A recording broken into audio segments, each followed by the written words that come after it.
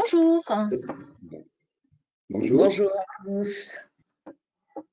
Donc moi, je suis Julia Galfond, je suis la directrice pédagogique de l'Executive Certificate que nous avons l'honneur de vous présenter aujourd'hui. Je suis Rémi Saint-Péron et je suis le président de Créa Université et on va vous dire quelques mots sur Créa Université, partenaire de ce certificat.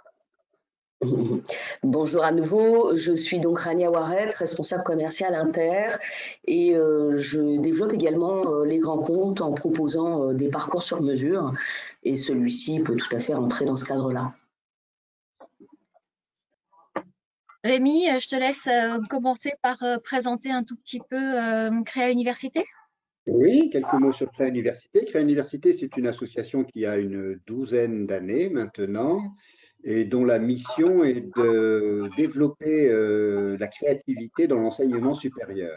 Alors, ça prend différentes formes. On a fait des colloques, différents certificats, et donc depuis maintenant 2 ans, un certificat avec Centrale Supélec, dont Rania vous donnera quelques détails à la fin de ce webinaire. Pendant ce séminaire, nous allons parler, vous l'avez compris, de créativité individuelle et d'intelligence collective dans les organisations. Et pourquoi est-ce que ce sujet nous tient à cœur? Parce que la créativité, vous le savez tous, nous en sommes tous dotés. On le voit particulièrement en ce moment où tout un tas d'initiatives naissent à droite et à gauche. Et on se dit que ce phénomène, finalement, est inhérent à chacun. On en a tous besoin dans notre quotidien, dans les organisations. Et il naît d'une part de disposition d'esprit, d'aptitude, comme vous le verrez tout d'abord avec Rémi, et il naît aussi à la suite d'un processus créatif que je vous présenterai, que nous mobilisons pour pouvoir créer de nouvelles choses. C'est parti alors. Donc effectivement, on va commencer par évoquer les aptitudes créatives. Alors, c'est des recherches récentes dont on va vous parler. On peut lancer la première effectivement, notion qui parle d'intelligence. Très longtemps, le QI, le quotient intellectuel, a été considéré comme l'unique mesure de l'intelligence d'un individu. Aujourd'hui, on sait qu'il y a différentes formes d'intelligence et la créativité en est une. Alors, la créativité, comment on la définit? Eh bien, je vous propose la définition de Todd Lubart, qui est justement le chercheur chef du laboratoire qui a développé ce test du Creative Profiler dont on va parler.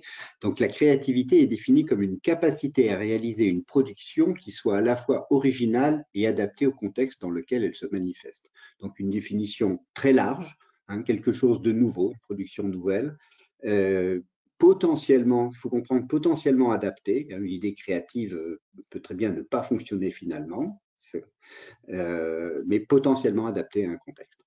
Alors, cette étude Creative Profiler, comment ça a démarré? Ça a démarré il y a une dizaine d'années maintenant.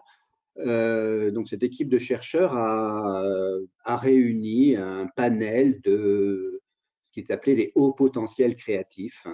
Donc, des chercheurs, des artistes, des publicitaires, des start-upers, voilà. Donc, ils ont réuni ces gens-là et pendant 4 ans, ils ont essayé de comprendre comment ça fonctionnait dans leur tête.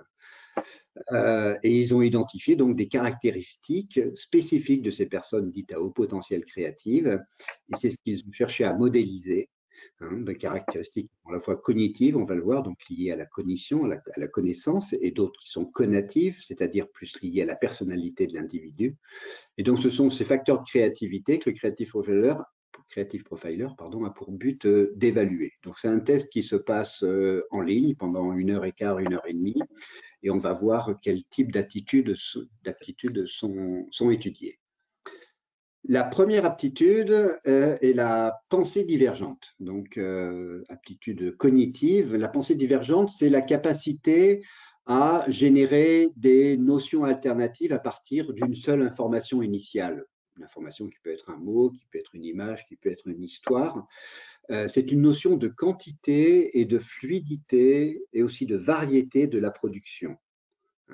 Un niveau élevé en pensée divergente indique une grande productivité idéationnelle et une certaine flexibilité cognitive. Donc, c'est cette capacité à pouvoir démultiplier les réponses par rapport à un input. À chaque fois, je vais vous donner quelques petits conseils pour développer cette aptitude. Alors, pour la pensée divergente, c'est cette idée de démultiplier les alternatives, les choix, les hypothèses. Donc, une bonne manière de s'entraîner pour ça, c'est quand vous avez besoin d'une idée ou une décision à prendre, essayez d'étaler les possibles, de créer des alternatives avant de converger vers une solution, par exemple. Vous pouvez aussi, d'une manière plus ludique, imaginer d'autres fins à un livre, un film, une série. C'est donc dans cette idée de démultiplication avant de choisir. Deuxième aptitude, la flexibilité mentale. Alors, flexibilité mentale extrêmement importante en créativité, c'est la capacité à changer d'optique, la capacité à renouveler son regard, à modifier aussi ses ancrages cognitifs initiaux pour explorer d'autres solutions, changer sa manière de voir. Donc, c'est très proche de la souplesse mentale et de la capacité à alterner différents traitements d'informations. La flexibilité mentale, pour la développer, il faut changer son regard et c'est pas facile. C'est pas facile de changer ce regard, se mettre à la place de l'autre, mais vraiment voir la situation à travers les yeux d'un autre personnage, changer de point de vue. Une manière aussi, une petite chose pour s'entraîner tous les jours, c'est de faire des micro-changements dans sa vie, chez soi, dans vos objets personnels. Le verre à dents qui est à droite, mettez-le à gauche. Faites comme ça des micro-changements, ce qui va obliger le cerveau à recalculer les choses. Et ça fait un très bon entraînement pour lui et pour la créativité. Troisième capacité, aptitude cognitive, c'est la pensée analogique. Donc, je pense que tout le monde connaît la pensée analogique. Donc, c'est la capacité à relier des éléments ou des ensembles d'éléments qui ne sont pas communément raccordés. On parle d'ailleurs non pas d'association dans ce cas-là, mais de dissociation, terme inventé par Arthur Koestler. C'est cette capacité à mettre en relation des choses qu'on n'a pas l'habitude ou que la logique n'a pas l'habitude de relier. Et les personnes qui ont un niveau élevé en capacité analogique savent vraiment transposer des informations d'un univers à l'autre. C'est le fameux benchmark en entreprise. Elles font facilement des comparaisons entre les choses et utilisent beaucoup des métaphores. Donc ça, c'est une aptitude qu'on a tous. Je dirais la langue française est pleine d'analogies. Avoir une grosse journée, c'est une analogie. C'est comme si la journée était grosse. Donc cette capacité, elle s'entraîne en s'amusant à faire des comparaisons.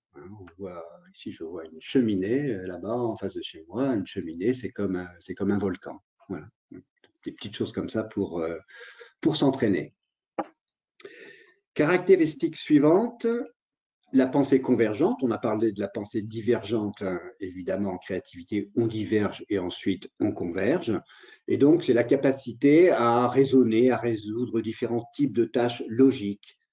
Ça correspond à l'esprit de synthèse, une capacité de sélection, d'organisation des informations, savoir fusionner une information avec d'autres pour construire des croisements fertiles. La pensée convergente permet vraiment d'effectuer des synthèses, au moment où on va produire l'idée, l'émergence de l'idée, au moment de cette convergence. Voilà, pour s'entraîner, je dirais qu'on est tous très entraînés parce que la pensée convergente, on l'a connue depuis qu'on est ici, c'est ce qui drive l'école, l'éducation, la logique. Le QI, c'est de la pensée convergente. Donc, on est tous très, très bien entraînés. Si vous voulez en faire plus, c'est tous les petits jeux de logique, les petits casse-têtes, les petites énigmes, tout ça, ça fait travailler la pensée convergente. Ensuite, c'est la capacité à associer. Donc, capacité à associer. Mettre en relation des éléments ou des ensembles d'éléments qui ne sont pas communément raccordés. Là aussi, c'est cette notion de dissociation dont on parlait juste avant. Par définition, la pensée est associative. On a tendance à associer plutôt sur la logique et il faut découvrir d'autres modes d'association qui peuvent être analogiques, antithétiques, oniriques. Il y a plein de manières d'associer qu'il faut chercher à développer. Voilà. Donc, une bonne manière de développer sa capacité d'association, c'est d'étendre les choses, de faire des cartes mentales, des associations de mots, des chaînes de mots, hein, donc développer tous ces aspects associatifs et aussi sur différents modes sensoriels, hein. On peut faire correspondre un dessin à une musique. C'est d'associer.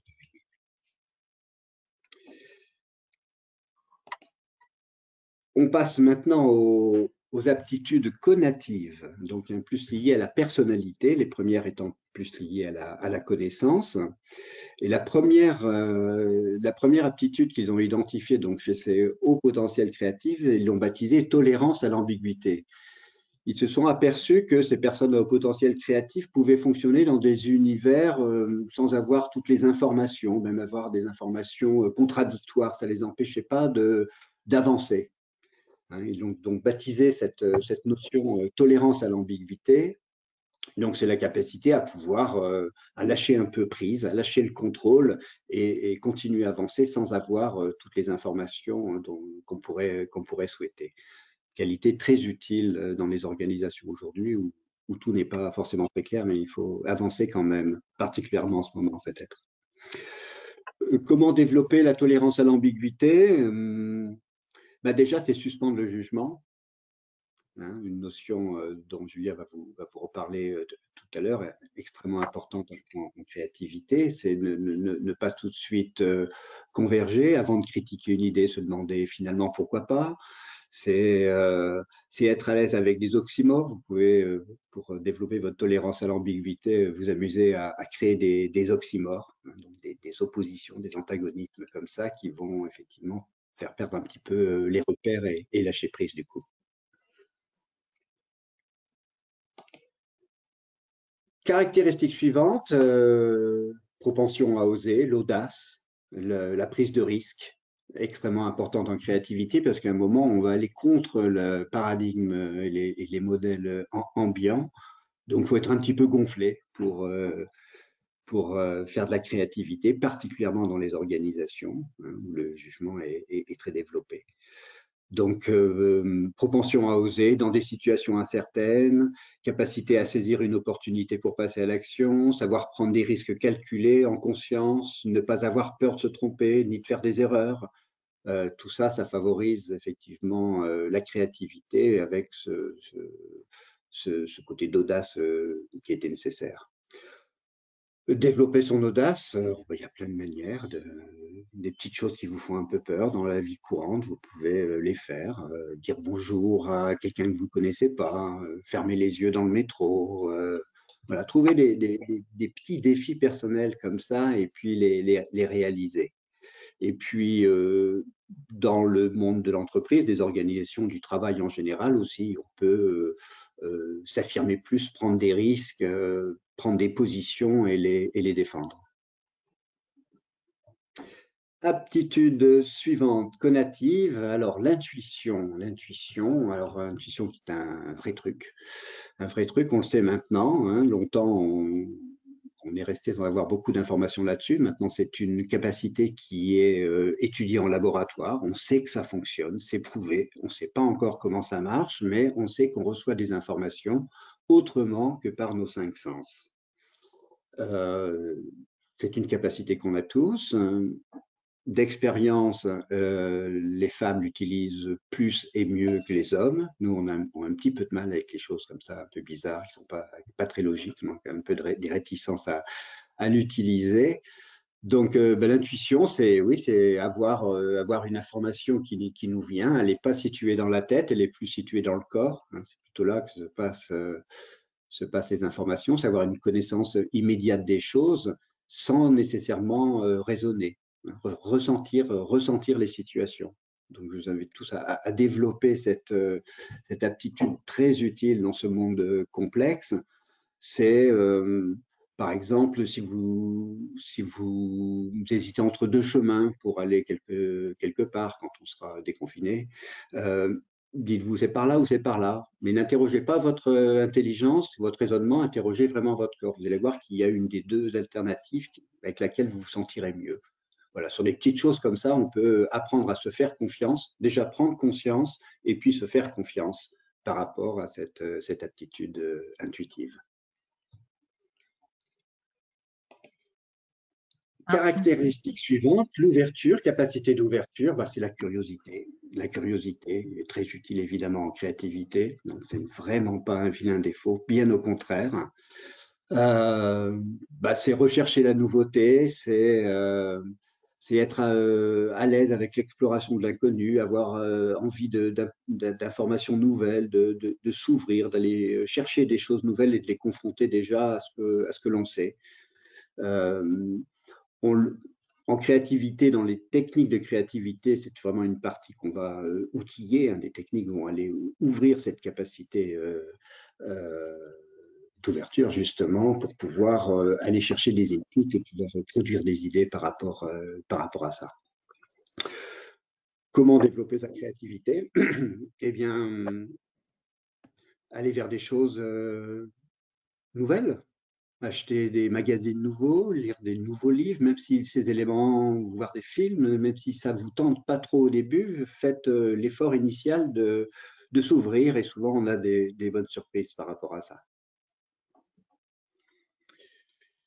Dernière aptitude native, la motivation.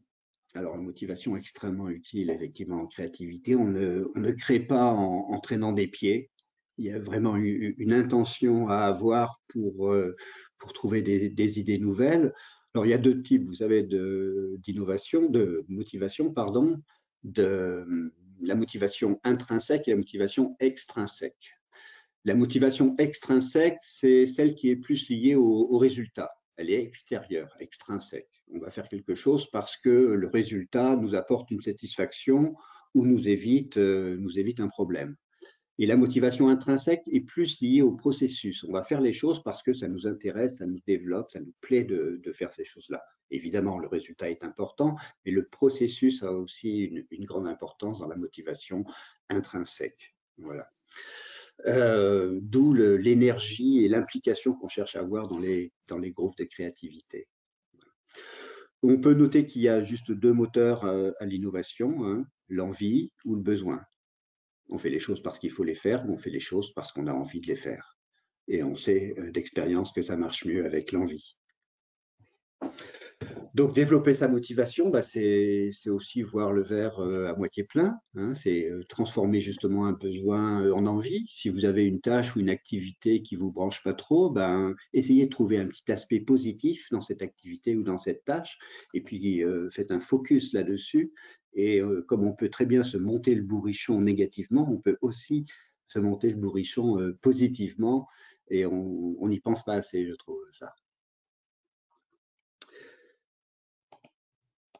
Voilà pour les aptitudes. Alors, le test, donc je disais, se passe. Je reprends les choses. Voilà. Le test se passe avec devant l'ordinateur. Ça dure 1h15, 1h30, avec comme le QI, des questionnaires, des activités, des choses à faire. Et puis on sort un résumé des résultats sous forme d'un radar sur les différentes aptitudes testées. Voilà. On peut préciser qu'il y a toujours un groupe de référence pour ce test. Todd Lobar et ses équipes ont refusé d'avoir une valeur absolue comme c'est permis de le faire le QI. Donc, il n'y a pas de valeur absolue de l'intelligence créative, c'est toujours par rapport à une population de référence. Et on peut le voir sur le slide d'après, ça nous permet de faire par des regroupements, même par fonction. Du coup, on peut avoir un profil marketeur dans une entreprise et puis tester les personnes par rapport à ce benchmark. Rémi, on nous demande où on peut passer le test, sur quel site? Alors, il ne se passe pas sur un site, il est uniquement vendu aux entreprises. Donc, il faut faire partie d'une organisation et puis me contacter. Donc, oui, il n'est pas ouvert aux personnes seules, aux particuliers, il se passe uniquement en entreprise. Ok. Est-ce que tu aurais d'autres choses à ajouter?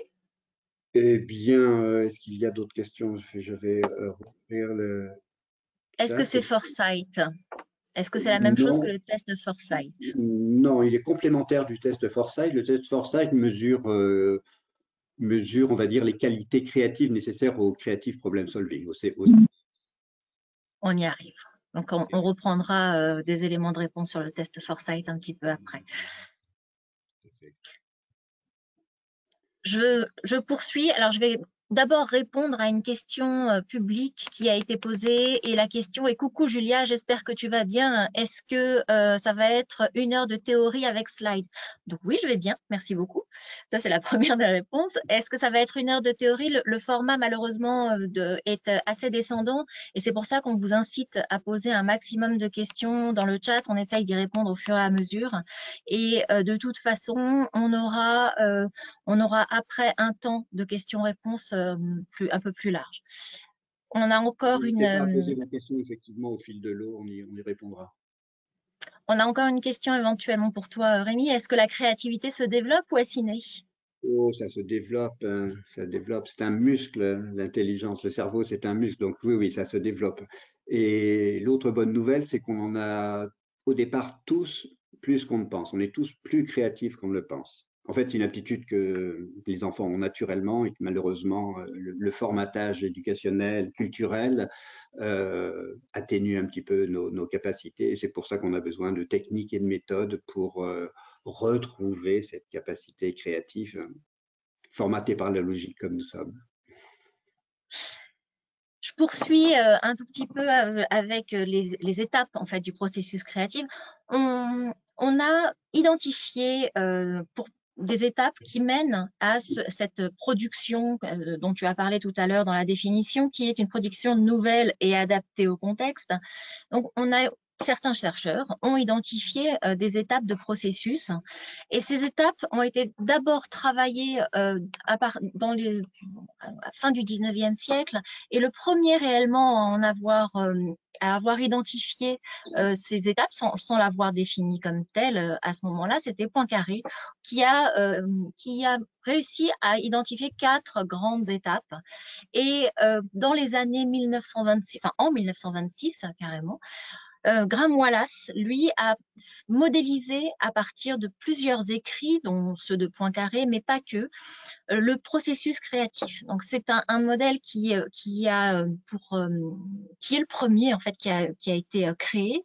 Il a été depuis évidemment retravaillé, validé, complété par certains chercheurs, remis en question par d'autres. Mais en tout cas, c'est une base et c'est une référence. Et c'est pour ça qu'on a choisi de vous présenter celui-là aujourd'hui, parce que c'est celui qui est la base de toutes les discussions autour du processus créatif que l'on peut avoir aujourd'hui. Le premier élément que Graham Wallace a identifié, c'est d'abord la présentation d'un problème. La présentation du problème, c'est cette petite étape un peu de désordre où on n'arrive pas tellement à avoir de solution, où on a cherché dans notre cerveau les premières solutions. On n'a rien d'évident qui arrive. Dans notre base de données interne, rien n'existe. Donc, on va prendre notre cerveau et on va le préparer finalement à cette résolution de problème. Comment est-ce qu'on prépare un cerveau à la résolution de problème? Simplement en identifiant les données. C'est la première des étapes. On va prendre toutes les informations que l'on a et ces informations-là, on va les observer, les agréger, essayer de voir s'il y a des choses chercher si on n'a pas d'autres suppléments à avoir. Si je prends par exemple les pièces d'un puzzle, est-ce que cette pièce-là va s'emboîter dans celle-là? Ah oui, ok, mais ça ne fait pas grand-chose. C'est les premiers essais-erreurs. En tout cas, c'est déjà essayer d'identifier les données que j'ai. Les données que j'ai, par exemple, pour cette pièce de puzzle, c'est j'ai une forme, j'ai une couleur, et puis j'ai une lettre dessus que vous ne voyez pas, mais qui est là. Et donc ça, c'est une première information, par exemple. Sur celle-ci, ça va être d'autres éléments. Et donc, je vais prendre la totalité des informations que j'ai et je vais essayer de voir comment je peux les triturer. Et donc, en créativité, cette phase de préparation peut être une phase aussi d'imprégnation du problème ou une phase de clarification. C'est une étape dans laquelle on va regarder quelles sont les informations que l'on a. La seconde étape, c'est qu'une fois qu'on n'y est pas arrivé, moi ça fait je ne sais combien de temps que j'essaye de faire ce puzzle, j'y arrive toujours pas, ben, j'ai laissé tomber. J'ai laissé tomber, je suis allée me promener, j'ai été faire un petit tour, Archimède prend un bain, Newton part se balader dans un verger au milieu de la nuit au clair de lune. Et pendant ce temps-là, je mets finalement mon cerveau au vert. Je le laisse vagabonder, je le laisse aller regarder ailleurs. Et sans réfléchir, en fin de compte, je fais maturer le problème en essayant de prendre du recul et en ayant un regard un peu plus méta, inconscient, mais méta, de la problématique. Et puis d'un coup, que se passe-t-il? Eureka! Eureka, j'ai trouvé. C'est la phase d'illumination. Je sens que j'ai quelque chose. J'ai une petite idée là qui arrive et je pense que c'est quelque chose et je pense que je le tiens. Ce moment de l'illumination existe parce que notre cerveau a été préparé, parce qu'on a bien identifié les données et que on a laissé associer notre cerveau à d'autres éléments. Et donc, une fois qu'on a cette petite idée, on retourne dans notre champ explorateur pour aller la vérifier. Évidemment, cette information-là, cette idée-là, ce début d'idée en tout cas, il faut aller vérifier pour voir si ça fonctionne ou si ça ne fonctionne pas. Donc là, vous avez ici des éléments de base sur ce processus créatif et il a donné naissance ensuite à tout un tas d'autres modèles.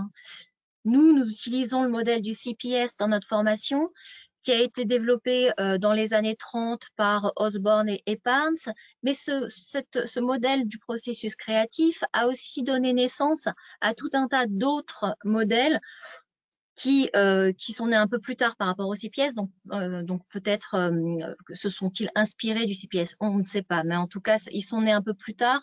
On a le design thinking qui est né plutôt dans les années 50-60. Vous avez toutes les approches lean qui sont nées plutôt fin du 20e. Voilà, donc on sait que ce processus créatif est la base d'une approche qui mène vers une solution. Mais comment est-ce qu'on passe de ces aptitudes qui sont individuelles, de ce processus aussi créatif qui est un processus individuel, à un processus plutôt collectif? C'est là la question de transformer des individus qui ont une approche à eux en intelligence collective. Et le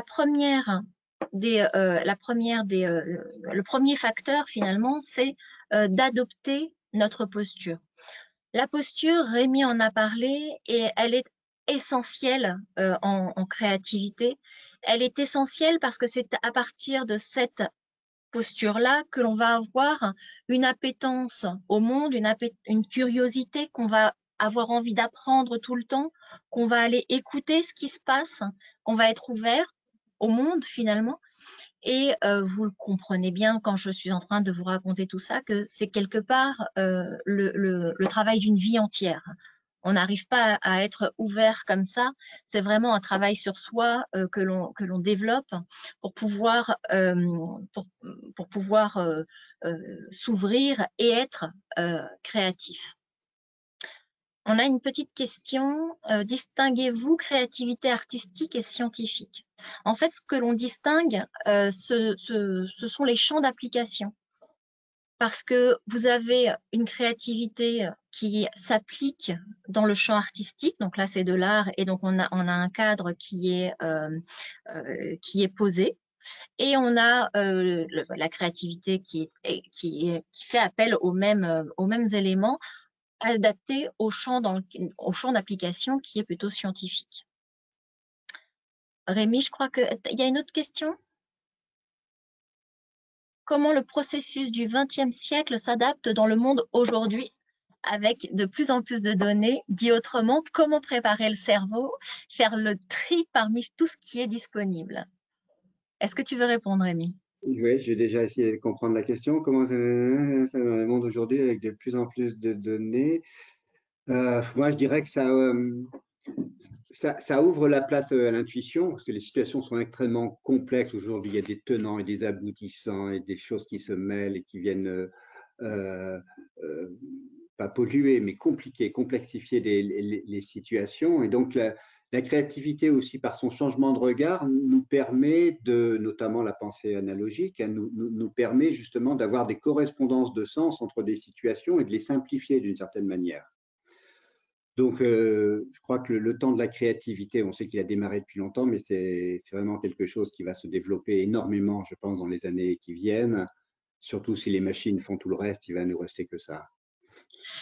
Un autre élément de réponse, finalement, c'est le slide suivant. Merci pour cette transition incroyable, qui est de partager les points de vue. Il est très important quand on parle justement de la complexité de ce monde, de se dire qu'on n'est pas seul face à un problème. Tout le monde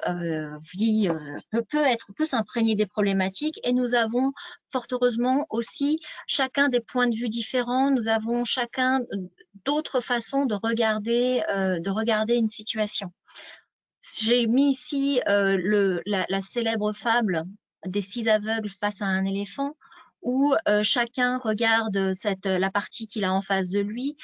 L'un va dire c'est une lance, un autre va dire c'est un arbre, l'autre va dire non, non, c'est un éventail, ou bien encore un mur. En tout cas, chacun a raison, et chacun perçoit finalement la réalité qu'il a en face de lui. Et face à cette réalité, il va l'interpréter. Et ce n'est que par l'agrégation, finalement, par le mariage de tous ces points de vue qu'on va avoir une vision un peu plus globale, et que l'on va pouvoir ensemble trouver des solutions différentes. L'intelligence collective, c'est ça, c'est partager nos points de vue, partager ce que l'on sait, partager nos connaissances, parce que évidemment dans notre champ et dans notre spécificité, on est peut-être un expert, mais on est un expert d'un bout. On ne peut pas être expert de tout, et donc en intelligence collective et en créativité collective, il faut s'appuyer là-dessus. Il faut partager et s'appuyer sur les points de vue des uns et des autres. On peut compléter juste une chose, pardon, Juliette, par rapport à cette histoire de perception. C'est vraiment le point central de la créativité, c'est qu'on est englué dans une seule manière de voir. Pour nous, on a une seule manière de voir le monde, et le monde est évidemment beaucoup plus complexe. Donc, on dit d'ailleurs la perception, elle est à la fois partielle, c'est-à-dire qu'on voit les choses depuis sa fenêtre, et partiale, c'est-à-dire qu'elle se fait par rapport à ce que l'on a déjà dans la tête. Les neurosciences l'ont confirmé. En fait, c'est de la reconnaissance d'informations. oui. Et la réalité est multiple. Et alors, si je complète encore, on va regarder par rapport à notre personnalité, par rapport aux biais cognitifs que nous avons développés, par rapport à notre vécu et à notre histoire. Et donc, chacun ayant une histoire différente, ayant développé des biais différents, ayant une personnalité différente, va regarder aussi cette réalité différemment. Donc, effectivement, elle est aussi partiale. C'est pour ça que dans les groupes de créativité, on cherche à avoir un groupe très hétérogène. Comment? On t'a pas entendu là, je crois. Oui, c'est pour cette raison que dans les groupes de créativité, on cherche à avoir des personnes très différentes les unes des autres pour multiplier les points de vue. Exactement. Sur le regarder ensemble, le troisième point qui nous paraît essentiel pour passer de cette créativité individuelle à cette créativité collective, c'est de regarder ensemble autrement.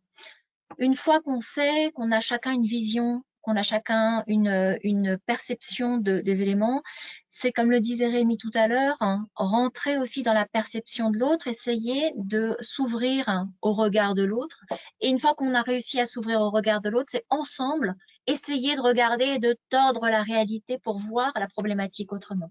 On prend les données que l'on a, on les transforme, on les agrandit, on les retourne.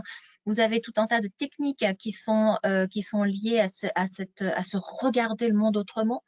Et donc, ensemble, on va essayer de trouver une autre réalité à partir des informations que l'on a. Ça, c'est vraiment un point qui est essentiel. Et nous avons un autre point pour pouvoir arriver à cette créativité collective, c'est aussi d'aller chercher, mais ailleurs. Tout à l'heure, on reprenait les données de notre champ d'intervention. Et comme le disait Rémi tout à l'heure, avec la pensée analogique, aller regarder ce qui se passe dans d'autres univers, c'est regarder ensemble comment autrement on va pouvoir reconstruire ou trouver des métaphores, trouver des analogies pour reconstruire d'autres idées, pour continuer à fabriquer d'autres idées. Mais ce qui est intéressant dans ce aller chercher ailleurs, c'est aller chercher aussi en l'autre. Parce que dans un groupe en créativité, vous avez souvent un facilitateur et puis vous avez d'autres personnes dans le groupe. Et toutes ces personnes réunies dans une même pièce sont autant d'éléments qui vont être de l'ailleurs pour nous-mêmes. Et donc, l'animateur, avec les inputs qu'il va nous poser, avec les exercices qu'il va nous proposer, avec le chemin avec lequel il va nous guider, c'est une façon de voir autrement. Mais aussi quand les autres participants vont donner des idées, vont émettre des idées, ça va nous permettre à nous d'associer sur ces autres idées et de trouver encore d'autres idées nouvelles. C'est pour ça qu'on dit que dans un groupe, souvent en intelligence collective et en créativité collective, dans les deux, une idée n'appartient pas à une personne, elle appartient souvent au groupe en entier. Pourquoi? Parce que même si c'est une personne qui l'a dite, même si c'est vous qui l'avez dite, vous l'avez dite grâce au schéma de pensée de toutes les personnes qui sont dans la pièce et non pas seule dans votre chambre. Donc vraiment, la créativité collective permet de multiplier les visions et de multiplier les points de vue et répondre à des problèmes qui sont de plus en plus complexes, ceux notamment auxquels on est obligé de faire face aujourd'hui, comme vous le disiez tout à l'heure dans la question qui avait été posée. Vraiment voir la complexité des informations qui nous sont données. Là, on a autant de lectures que de personnes présentes et c'est vraiment un plus. On a une petite question qui est arrivée. Comment expliquez-vous l'essor de l'intelligence collective dans les organisations, notamment en matière de conduite de changement? Je crois que j'ai un petit peu répondu à cette question. Complètement. Oui. Est-ce qu'on a, je crois que oui, je crois qu'en fait la conduite de changement plus particulièrement permet à chacun de partager et de réfléchir plus rapidement par rapport à une problématique. C'est aussi ça l'effet du groupe. L'effet du groupe permet d'acquérir un maximum d'informations et de points de vue des uns et des autres plus rapidement et donc de faire évoluer aussi nos pensées plus rapidement. Donc l'intelligence collective a cet effet-là. Il a vraiment l'effet de partage et puis aussi l'intelligence collective a l'effet de création d'expériences communes. Et ça aussi, c'est essentiel dans tout ce qui est conduite de changement. J'arrive à l'avant-dernier point pour cette créativité collective et cette intelligence collective. Une fois que on a identifié les données, une fois qu'on a ouvert, une fois qu'on a essayé de partir en divergence pour créer un maximum d'idées, qu'on a fait une convergence sur certaines de ces idées, vient ensuite l'étape de l'expérimentation, vient en fait l'étape du réel. C'est le moment où on va commencer à confronter nos idées au réel, où on va aller voir s'il y a des points de résistance ou au contraire des choses qui vont être à améliorer par rapport aux conditions qui sont en dehors de l'expérience, j'allais dire. Là, on va rentrer dans l'implémentation quelque part de nos idées. On rentre dans le réel, puis on va commencer à essayer. On va expérimenter. On va commencer à voir si ça fonctionne.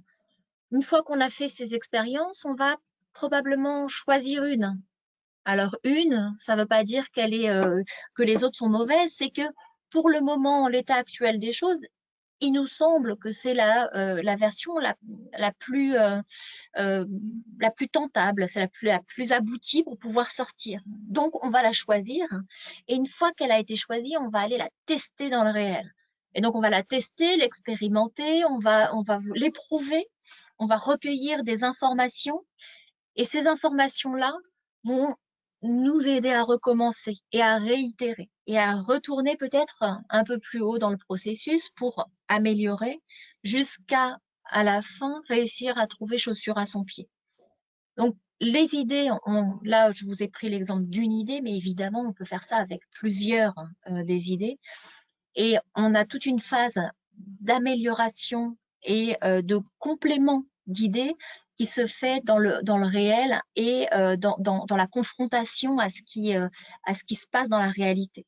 Donc, évidemment, une fois qu'on a fait la totalité du processus, allez essayer et allez tenter pour voir comment continuer. Doit-on avoir un chef de file pour gérer le groupe de créativité collective? Rémi, je On te laisse n'appelle pas chef répondre. de file, mais indispensable. Indispensable d'avoir un facilitateur, un stimulateur, un régulateur, une personne qui va s'occuper du groupe pour qu'il soit le mieux disposé possible et puisse puiser dans tous ces beaux imaginaires qui sont rassemblés. Je réponds tout de suite à la question d'après. Le process que vous décrivez est-il proche du design thinking en double diamant? Cette phase implémentation ressemble au prototypage. En fait, le modèle que vous connaissez du design thinking est né du modèle CPS sur lequel nous nous basons par rapport à cette formation, dans cette formation. C'est un modèle qui est né plutôt dans le design, donc, alors que le CPS est plutôt né dans le milieu de la publicité. Mais le design thinking reprend les fondamentaux du CPS, qui lui-même reprend les fondamentaux du processus créatif de Wallace dont nous avons parlé juste avant. Voilà, vous voyez, on est vraiment sur une même philosophie, on est sur une même intention que d'aller vers une production nouvelle. Et en fonction des domaines d'activité, ce processus a été un petit peu appelé différemment et l'accent a été mis peut-être sur d'autres phases que sur en fonction des domaines. Voilà. Donc, par exemple, pour les ingénieurs, ça va être plutôt réellement la vérification qui va être la plus importante. Vous avez la phase d'idéation, alors qu'en design thinking, vous avez une phase d'empathie qui est extrêmement importante aussi. En fait, voilà, chaque métier va mettre l'accent sur une des étapes, mais on reste sur cette même étape. La différence que l'on a entre le CPS et le design thinking, c'est que le CPS existe quand même depuis les années 30 et il a fait l'objet de nombreux amendements. Donc, il a été développé et il a été trituré vraiment dans tous les sens depuis ce moment-là. On n'est pas resté aujourd'hui sur le modèle qui existait dans les années 30. Il a bien évolué. La roue que je vous ai présentée juste avant date je crois que des années 2000, il me semble, un peu après même. Mais la forme de ce modèle CPS, même si la philosophie en reste la même, la forme a évolué au fur et à mesure du temps. Je peux compléter effectivement en disant que le design thinking n'apporte pas grand-chose de nouveau par rapport au CPS. Par contre, il y a une chose qu'il apporte, et que ne faisait pas le CPS, c'est traditionnelle française, c'est cette idée d'itération, de tout de suite donner une première forme à l'idée et d'aller la confronter, la tester, essayer de valider et ensuite de revenir, comme l'a dit Julia, d'améliorer et de repartir. Alors pour le coup, le nouveau modèle du CPS le fait. Voilà. Voilà, donc c'est en ça que c'est un modèle qui est évolutif. Tu as une question sur l'intelligence collective à distance? Alors l'intelligence collective à distance, oui, on peut la travailler. Elle est plus compliquée à travailler parce que on a fait un précédent webinaire sur ce sujet-là. Elle est un petit peu plus compliquée à travailler à distance parce que elle demande une préparation importante et une facilitation de ces moments d'intelligence collective. Donc oui, ça se fait, mais c'est pas si facile. Voilà. On expérimente beaucoup en ce moment. Oui, on l'expérimente beaucoup et on voit aussi quelques loupés d'ailleurs aussi en ce moment. Et c'est erreur. C'est ça, on est en phase d'itération. La dernière étape de ce processus collectif, c'est de créer des solutions ensemble. Quelle est la différence entre une idée et une solution? La différence est qu'une solution est un ensemble d'idées qui ont été mis bout à bout pour en faire quelque chose de viable et qui soit solide par rapport à ce réel. Et donc, quand on parle d'une solution, elle va commencer à intégrer absolument tous les points de vue, toutes les expertises. On va aussi parler des expertises métiers qui seront insérées dans cette solution. On va vraiment avancer pour construire quelque chose que l'on puisse mettre sur le marché assez rapidement. Donc, vous voyez bien que on a tout un tas d'étapes par lesquelles on passe pour aller pour la créativité, que ces étapes-là sont l'agrégation de schémas de pensée individuels, mais pas que de schémas de pensée individuels, c'est aussi intégrer dans ce processus-là des inspirations qui viennent du monde entier, quelque part. C'est un peu ce qu'on cherche à vous expliquer dans notre formation. La formation de Créa Université en partenariat avec Centrale Supélec EXED repose sur ces principes-là. C'est d'abord, dans un premier temps, trouver sa propre créativité, trouver en quoi notre créativité a une incidence sur les produits que l'on veut mettre en œuvre, comment est-ce que nous-mêmes nous réfléchissons. Et à partir de ce que nous savons de nous-mêmes, nous pouvons à ce moment-là commencer à rentrer en communication, entre guillemets, avec la créativité des autres. En sachant que nous, notre créativité, là je reviens sur le foresight par exemple, notre créativité est plus sur la première phase, sur les phases de clarification par exemple. Si on a face à nous quelqu'un qui est davantage sur la phase d'idéation, ben, ça nous permet de mieux comprendre cette personne qui est en face de nous et donc de rentrer en créativité quelque part avec elle. Donc, on est vraiment sur ce chemin-là à l'intérieur de notre formation pour aller d'abord de notre créativité individuelle pour ensuite savoir la mobiliser vers la créativité collective et ensemble créer des solutions nouvelles en travaillant avant tout notre posture et en travaillant notre approche par rapport aux autres. Pour ma part, j'en ai à peu près terminé par rapport à ce que j'avais à dire. Je laisse Rémi compléter, conclure avant que Rania ne prenne la parole pour vous présenter notre formation.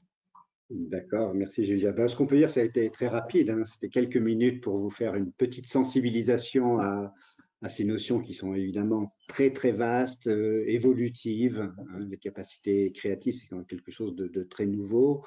Le CPS, il existe effectivement depuis bientôt 100 ans, mais chaque année, il est rénové. C'est toujours des méthodes et des techniques qui sont retravaillées. Les consultants adorent manipuler les techniques, en faire des nouvelles, en fusionner plusieurs. Donc, c'est quelque chose qui est en marche et voilà, on espère qu'on vous a donné envie d'y goûter. Et puis, on est prêt à répondre à quelques questions si vous en avez via le chat. Merci. Je laisse la parole à Rania pour le moment, pour nous présenter notre formation. Rania, est-ce que tu es là? Oui, bonjour.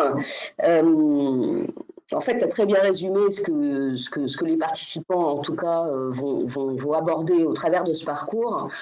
C'est donc un parcours en fait de 9 jours au tarif de 4 000 €. C'est une formation certifiante, ce qui veut dire que pour être éligible, il vous faudra votre CV et une lettre de motivation, de manière en fait à connaître un peu votre profil, votre expérience, et puis surtout vérifier que vos attentes vont bien être délivrées en fait au travers de ce parcours. Donc, qui dit formation certifiante également veut dire que à l'issue de ce parcours, vous aurez 2 évaluations. Une évaluation individuelle qui va consister en fait à mettre en place un carnet de bord pour vérifier tout ce qui est les processus d'apprentissage que vous avez et bien sûr l'évolution de votre potentiel créatif. Et puis enfin, une évaluation collective qui consistera en fait à répondre ou à proposer une résolution d'une problématique d'entreprise. Voilà, la prochaine session, nous devrions la programmer en fait d'ici octobre, donc je ne manquerai pas de vous envoyer le planning. Ce planning, en fait, il est à raison de 2 jours par mois sur 4 mois. Donc 4 modules de 2 jours et enfin la dernière journée pour la certification. Donc, moi, j'ai eu que quelques minutes, donc je veux surtout laisser la place aux différentes questions qui peuvent venir, mais dans tous les cas, mon intuition, c'est que déjà, vous avez en fait une grande capacité d'ouverture pour s'intéresser en tout cas à notre parcours. Merci. Merci beaucoup. Merci Rania pour toutes ces précisions extrêmement précieuses. Là, je n'ai pas l'impression que nous ayons d'autres questions. Est-ce que comment gérer les réticences de participation à des processus d'intelligence collective? Vaste question. Rémi. Quand tu sais pas, tu me demandes. Hein. Si, j'essaye d'être. Les réticences de participation des processus. Il faut connaître les causes. Pourquoi les gens n'ont pas envie d'y aller? Pourquoi ils n'ont pas envie de participer? Est-ce qu'ils sont avec des collègues qu'ils n'aiment pas? Est-ce que le sujet les rebute? Est-ce que l'objectif va contre leurs intérêts? Il y a plein de raisons de non-participation. Il n'y a que ça, presque. Et tout le boulot du facilitateur, c'est justement de gommer tout ça et de voir le verre à moitié positif pour embarquer tous les participants. L'autre élément, c'est qu'on a évidemment toujours des réticences, mais comme je le disais tout à l'heure et comme Rémi le disait tout à l'heure, c'est le travail d'une vie que de réussir à s'ouvrir assez et de continuer à s'ouvrir tout le temps pour être dans cette acceptation de ce qui peut arriver et de la co-création. C'est pas si facile que ça. Même quand on est très habitué à la question, il nous arrive de déraper parce que nous sommes humains. Donc, encore une fois, c'est pas quelque chose de si simple, mais sous le couvert de quand même essayer de créer quelque chose ensemble, de tenter une expérience ensemble. Souvent, les participants acceptent quand même de participer et de donner leur point de vue, parce que c'est aussi ça, c'est aussi un partage de points de vue. Oui, c'est parce qu'on est humain aussi qu'on aime travailler en groupe. N'est-ce pas? C'est ce qui nous manque en ce moment, si vous saviez à quel point. Des groupes virtuels. Mais le groupe virtuel, il y a quand même cette dimension corporelle que nous n'avons pas. Et ça, c'est un peu... c'est un peu compliqué. Qu'est-ce qu'on pourrait renommer le test, s'il te plaît? Oui, renommer le test Creative Profiler. Sinon, vous tapez mon nom dans votre moteur de recherche préféré et puis il vous mènera à mon site et on pourra échanger là-dessus. C'est Creative Profiler. Vous avez aussi le test Foresight. Lui est assez cher, mais il se fait en ligne. Mais ça, Foresight, comme 4 côtés. Et qui va lui vous reprendre votre profil selon les quatre étapes du CPS, enfin les 4 étapes du processus créatif. Tarif formation, y a-t-il un tarif individuel avant les ouvrages? Je laisse Rania répondre. Oui, en fait non, vous avez un tarif unique que vous financiez personnellement ou autre affaire de votre entreprise. Par contre, personnellement, on est tout à fait ouvert pour vous proposer en fait différentes échéances. Donc, un tarif unique. Les publications, ouvrages? Il y en a des dizaines, évidemment, des bons livres. Tu veux en citer quelques-uns? Déjà celui-là. Hein. Voilà. Ça, c'est La psychologie de la créativité, qui est le livre de Todd Lubart, qui est un de nos intervenants dans le certificat, qui axe davantage la question de l'impact de l'environnement sur la créativité aussi dans le certificat. Mais dans ce livre-là, vous avez vraiment une base sur la psychologie de la créativité et sur tous les travaux qui ont été faits. Après, il y en a tout un tas d'autres travaux depuis ce livre qui ont été tout un tas d'autres études, mais ce livre-là reste une référence pour le moment. Puis après, vous avez toutes les publications de Olwen Wolf, de Guy Asnard, de Isabelle Jacob qui sont là. Vous avez le livre de Rémi aussi sur la créativité homme, femme, mode d'emploi. Rémi, disons un mot quand même. Oui, je peux en dire un mot. Bah oui, c'est un livre coécrit avec une amie consultante, effectivement, qui postule que l'avenir créatif de l'entreprise passe par les femmes. Qu'aujourd'hui, la créativité, les aptitudes créatives, justement, sont plus naturellement, plus facilement développées par les femmes. Et donc, les hommes doivent développer ces aptitudes et l'entreprise doit se féminiser. Pas seulement avoir plus de femmes, mais avoir plus de féminin et moins de yang. Merci. Et puis, enfin voilà, la bibliographie est importante. En tapant simplement créativité, livre sur la créativité, vous aurez aussi les livres de Amabile, les livres, enfin de Mihaly Csikszentmihalyi. Oh, j'ai réussi à le dire. Ah, c'est Vous bien. avez, enfin voilà, ouais. Oui. Et tu n'oublies pas un très bon livre sur les réunions créatives. Tu peux nous en dire deux mots Ah, aussi.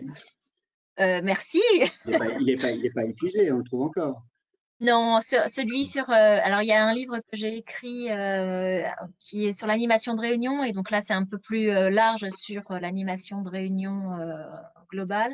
Et vous allez avoir un livre qui sort probablement après le confinement, plus spécifique intelligence collective, qui a été coécrit en intelligence collective avec 6 autres co-auteurs, donc femmes.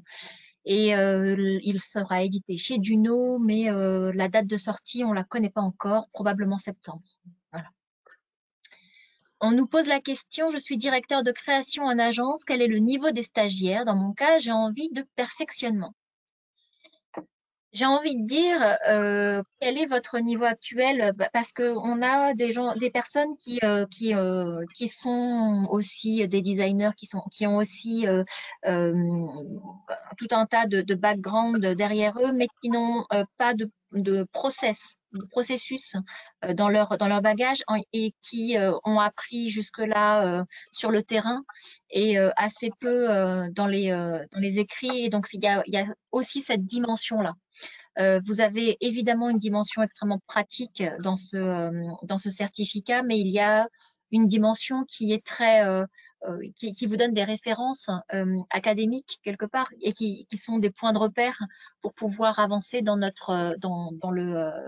cheminement de la créativité. Donc, je ne sais pas quel est votre niveau aujourd'hui et je ne sais pas quel est votre besoin, mais évidemment, on se tient à votre disposition pour répondre à ça.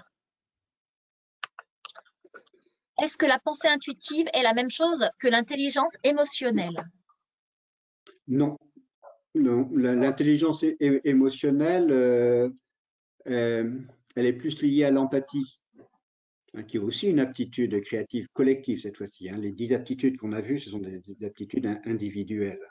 Il y a d'ailleurs une nouvelle version du Creative Profiler qui est en train de sortir avec justement des aptitudes plus collectives, empathie, style de collaboration, des choses comme ça. Donc je relie plus l'intelligence émotionnelle à l'empathie, hein. C'est effectivement, mais c'est un autre canal d'information. Ce sont des choses très proches, mais un peu différentes quand même. Oui. Nous sommes confrontés au paradoxe du process en V, du process, pardon, versus une ambition de faire preuve de créativité, des conseils pour bien marier les deux. Alors, les paradoxes du process, la créativité est un process. On vient de le voir.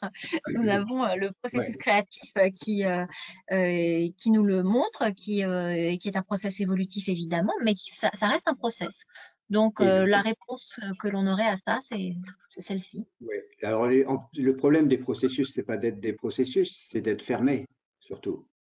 C'est-à-dire qu'un process qui inclurait de la créativité, il aurait des poches où on pourrait mettre son grain de sel, customiser, le mettre à sa main, à son contexte, à son sujet, à ses clients. Le problème des process, c'est qu'ils sont trop rigides généralement.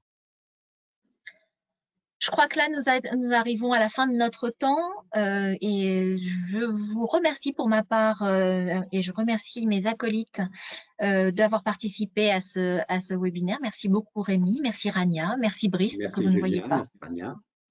Merci Bien, à merci à vous. Et n'hésitez pas. Dans quelques jours. Voilà. Et si vous avez des questions, n'hésitez pas à nous les envoyer. Bien évidemment, nous y répondrons. Et donc, Merci. soyez créatifs, bien sûr. Merci. Portez-vous bien. Au revoir.